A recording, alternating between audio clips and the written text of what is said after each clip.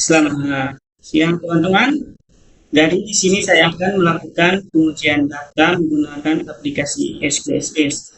Untuk jenis datanya di sini itu regresi linear sederhana dengan judul pengaruh tingkat pendidikan terhadap pertumbuhan ekonomi. Nah, terus untuk model datanya itu datanya time series karena datanya diambil dari Badan Pusat Statistik. Untuk rentang waktunya itu 5 tahun terakhir, mulai dari tahun 2020 sampai 2025. Oke, sebelumnya kita akan masuk saja. Pertama, kita salin dulu datanya yang ada di Excel. Kita salin. Selanjutnya kita masuk ke BPS, ke SPSS-nya. Terus kita tempel data yang kita sudah salin. Selanjutnya kita masuk ke variable view. Untuk pada kolom name kita ganti dengan X. Sedangkan untuk yang kedua kita ganti dengan Y. Sedangkan pada kolom label di sini itu untuk yang X itu kita kasih masuk tingkat pendidikan.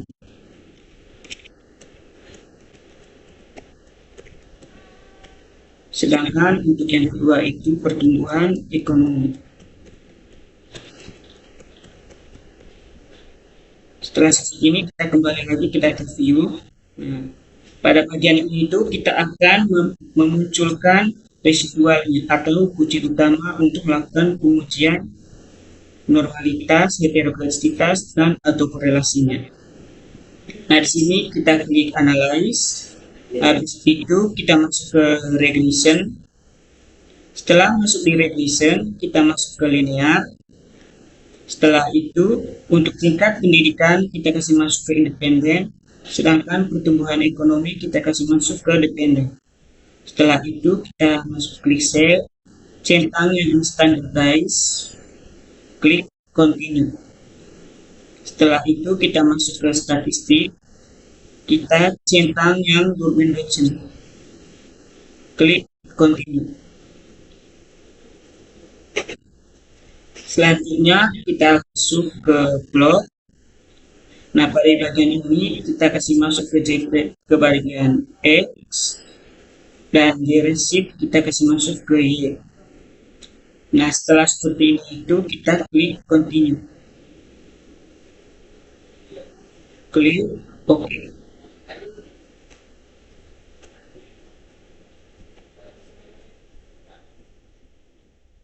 Nah, untuk datanya sudah muncul seperti ini. Selanjutnya kita akan buat nilai absolut residual untuk uji Glaser-nya. Di sini kita klik transformer. Setelah itu masuk ke compute variable. Terus kita masuk pada bagian ini kita klik apps residu.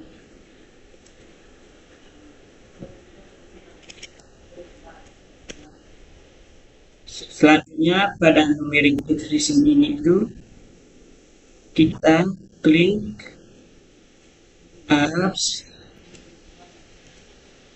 buka kurung, res, straight, satu, tutup kurung, klik OK. Nah, OK, sudah muncul seperti ini. Selanjutnya kita akan melakukan uji normalitas. Kita kembali ke sini. Nah, di sini kita klik analyze. Habis itu non-parametric test, legacy dialog. Habis itu masuk ke one simple KS. Nah, pada bagian ini pada bagian ini itu untuk standardized residual satu itu kita kasih pindah. Nah, setelah seperti ini kita pastikan sudah mencentang tombol yang ada kotak normal ini sudah centang. Setelah sudah dipastikan sudah centang, langsung klik OK. Nah, jadi untuk hasilnya seperti ini. Selanjutnya kita tinggalkan ini dulu, kita kembali lagi ke sini. Langkah yang ketiga itu kita akan menjalankan uji heterogeneisitas atau numeric Glaser. Kita klik analyze, masuk ke regression. linear. Nah, di sini kita kasih keluar pertumbuhan ekonomi, terus address-nya itu kita kasih masuk. Nah, setelah seperti ini, klik tombol save. Setelah itu kita hilangkan centang unstandardized. Lalu klik continue. Setelah itu kita klik OK. Oke, dia sudah muncul seperti ini. Nah, yang terakhir itu adalah untuk membacakan hasil pengujian yang sudah dilakukan dari awal tadi. Nah, karena sebelumnya saya sudah melakukan pengujiannya, di sini kita langsung saja alihkan ke Word. Nah, di sini data yang saya sudah input sudah ada di sini dengan dasar pengambilan keputusannya. Yang pertama di sini adalah uji normalitas, yaitu pada tabel one sample tomorrow tomorrow test. Nah, di sini menjelaskan bahwa secara umum dasar pengambilan keputusan uji normalitas itu dilakukan dengan membandingkan nilai signifikansi, yang dimana jika nilai signifikansi lebih besar dari 0,05 maka data berdistribusi normal. Namun jika sebaliknya, maka data tidak berdistribusi normal. Nah, untuk pengambilan keputusan pada tabel test abnormality itu berfokus pada perbandingan nilai signifikansi antara 0,05 untuk variabel pertumbuhan ekonomi. Nah, oke, langsung saja di sini untuk pengambilan keputusannya. Di sini uji normalitas itu bertujuan untuk menguji apakah dalam model regresi itu nilai residual memiliki distribusi normal atau tidak. Nah, jadi di sini dasar pengambilan keputusannya saya sudah dijelaskan di atas tadi. Jika nilainya lebih besar dari 0,05 maka datanya berdistribusi normal. Namun jika sebaliknya maka datanya tidak berdistribusi normal. Untuk hasil analisisnya di sini berdasarkan output one sample Kolmogorov-Simorov test, maka diperoleh nilai signifikansinya itu sebesar 0,200 dan nilai Monte Carlo itu sebesar 0,818 ini. Jadi untuk nilai signifikansinya itu adalah ini, sedangkan untuk Monte Carlo-nya itu ini. Nah, jadi untuk kesimpulannya, karena nilai signifikansi jauh lebih besar dari 0,05 yaitu 0,200 lebih besar dari 0,05 dan 0,818 lebih besar dari 0,05, maka dapat disimpulkan bahwa nilai residual dalam model regresi berdistribusi normal, sehingga asumsi normalitas itu sudah terpenuhi. Setelah itu kita masuk ke data yang kedua tadi adalah uji heterokedastisitas. Nah, di sini yang pertama itu menggunakan metode Glaser pada yang tertera pada tabel koefisien. Nah, jadi di sini uji heterokedastisitas dengan metode Glaser ini dilakukan dengan cara meregresikan nilai absolut residual terhadap variabel independen. Tujuannya itu adalah untuk memastikan apakah varian secara residual bersifat konstan atau homogenastisitas atau tidak. Nah, jadi untuk dasar pengambilan keputusannya, jika signifikansinya lebih besar, maka tidak terjadi gejala heterokedastisitas. Begitupun sebaliknya, jika data signifikansinya lebih kecil, maka terjadi gejala heterokedastisitas. Untuk hasil analisisnya tadi itu berdasarkan tabel koefisien pada uji Glaser, maka diperoleh nilai signifikansi untuk variabel tingkat pendidikan sebesar 0,389 ini. Jadi dapat disimpulkan bahwa nilai signifikansinya lebih besar dari 0,05, yang dimana 0,389 lebih besar dari 0,05. Maka dapat disimpulkan bahwa model regresi ini itu terbebas dari masalah heterokedastisitas. Nah, selanjutnya kita menggunakan metode scatter plot, gambar yang ada titik-titik ini. Nah, di sini uji grafik scatter plot ini itu digunakan untuk mendukung visual untuk mendeteksi keberadaan heterokedastisitas berdasarkan sebaran varian residual. Nah, di mana di sini untuk pengambilan keputusannya, jika titik-titik data menyebar secara acak, yang dimana tidak terkumpul di satu tempat, serta tersebar di antara di atas dan di bawah angka 0 pada sumbu Y, tanpa membentuk pola tertentu atau seperti gelombang, pola melebar menyerupai kipas, maka tidak terjadi heterokedastisitas. Namun jika sebaliknya titik-titik datar membentuk pola teratur tertentu, maka terjadi gejala heterokedastisitas. Untuk analisis hasilnya berdasarkan grafik scatter plot yang dihasilkan, di mana titik-titik data plot terlihat menyebar secara rata di atas dan di bawah angka 0 pada sumbu vertikal Y, serta tidak membentuk pola geometris yang konsisten atau teratur ini. Jadi dia datanya di sini itu menyebar. Nah, berarti dapat disimpulkan bahwa secara visual, sebaran data pada grafik scatter plot mengonfirmasi bahwa model regresi memenuhi asumsi homokedastisitas atau bebas heterokedastisitas. Selanjutnya kita akan masuk ke analisis regresi linear sederhana, yang dimana di sini itu berdasarkan hasil estimasi parameter pada tabel koefisien diperoleh nilai konstanta sebesar 1,724 dan koefisien regresi untuk variabel tingkat pendidikan sebesar 0,218. Dengan demikian, persamaan regresi linear sederhana yang terbentuk adalah pertumbuhan ekonomi sama dengan 1,724 ditambah 0,218 dikali tingkat pendidikan. Yang dimana persamaan tersebut menunjukkan bahwa koefisien variabel tingkat pendidikan bernilai positif. Hal ini mengindikasi hubungan searah di mana setiap peningkatan kualitas atau tingkat pendidikan akan diikuti oleh juru pula kenaikan nilai pertumbuhan ekonomi. Nah, selanjutnya itu kita akan masuk lihat uji F atau secara simultan dan uji T secara parsial. Nah, di sini dasar pengambilan keputusannya itu, jika nilai signifikansinya lebih kecil dari 0,05, maka variabel independen secara bersama-sama berpengaruh signifikan. Namun jika sebaliknya, maka tidak berpengaruh signifikan.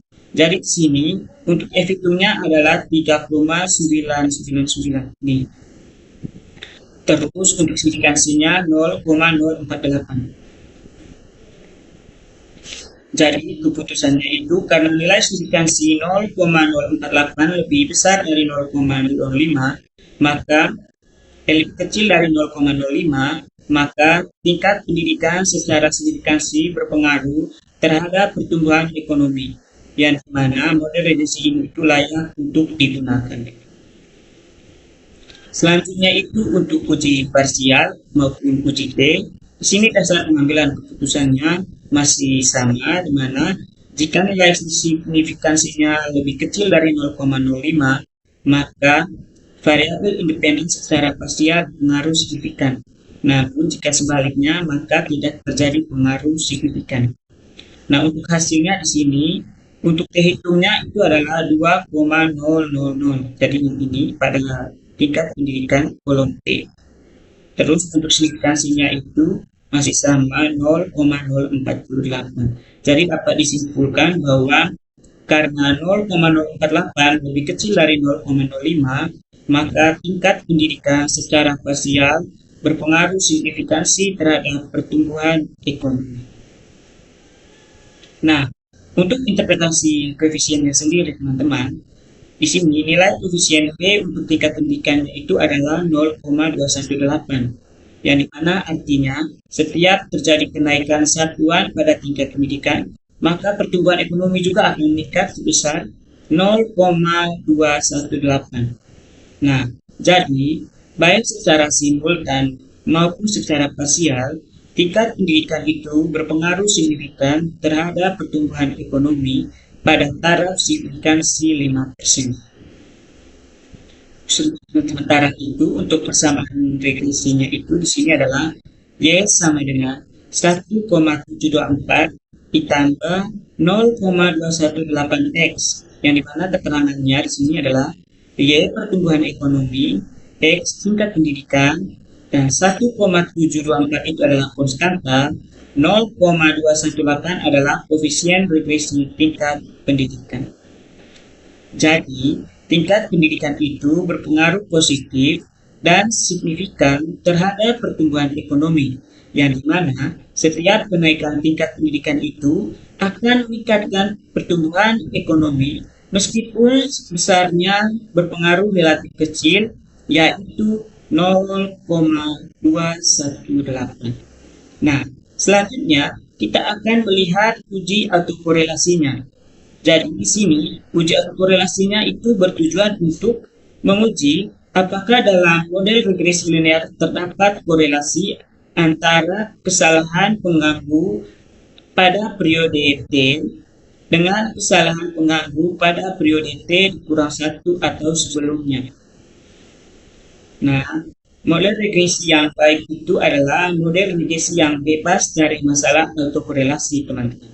Nah, di sini untuk kita lihat di sini itu mulai pada kolom model Sumair, pada kolom Darwin-Watson. Nah, jadi untuk dasar pengambilan keputusan di sini, penentuan pada tidak autokorelasi mengacu pada nilai tabel Darwin-Watson, yang dimana batas bawah DL dan batas atas DU dengan tingkat signifikansi 5%, yang dimana jumlah sampelnya itu adalah 110 dan jumlah variabel bebasnya adalah K sama dengan 1. Jadi, nilai tabel pada batas bawahnya adalah 1,671 dan batas atasnya adalah 1,707.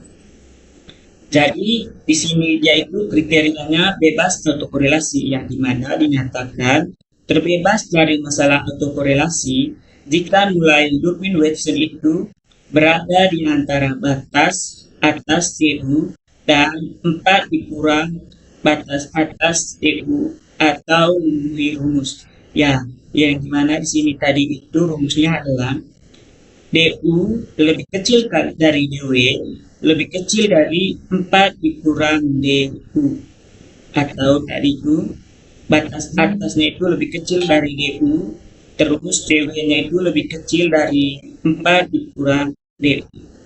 Terus yang kedua, 1,707 itu lebih kecil dari Darwin-Watson atau lebih kecil dari 4 dikurang 1,707.